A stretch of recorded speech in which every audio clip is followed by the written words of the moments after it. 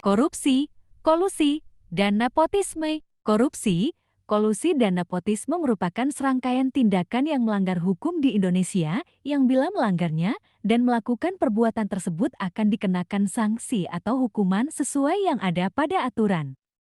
Pertama, korupsi merupakan perilaku atau perbuatan oleh para pejabat maupun atasan baik yang secara tidak wajar memperkaya diri dengan menyalahgunakan kekuasaan yang dipercayakan kepada mereka.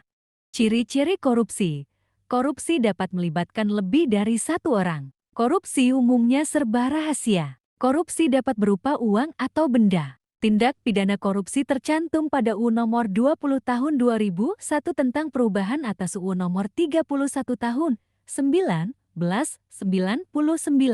tentang pemberantasan tindak pidana korupsi.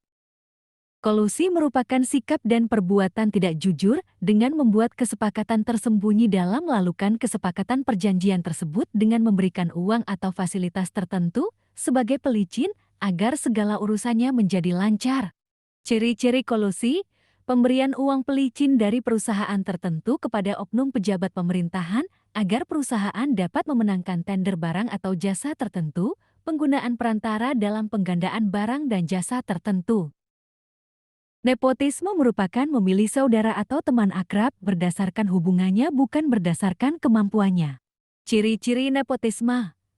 Pelaksanaan suatu jabatan atau posisi biasanya dilakukan secara otoriter. Penempatan atau pemberian posisi tertentu tidak berdasarkan kemampuan atau keahlian, tetapi karena ada hubungan keluarga atau kedekatan. Kurang atau tidak ada kejujuran seseorang dalam menjalankan amanat.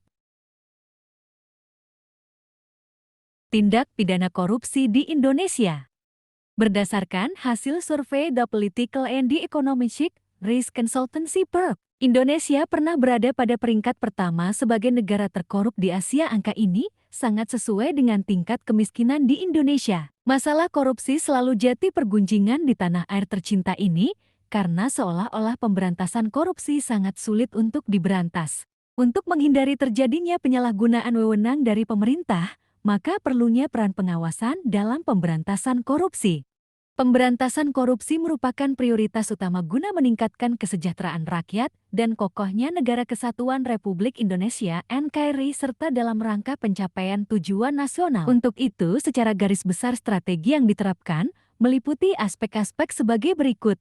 A. Peningkatan integritas dan etika penyelenggara negara. B. Pemantapan dan percepatan reformasi birokrasi. C. Penguatan budaya anti korupsi masyarakat. Dan D. Penegakan hukum yang tegas dan konsisten.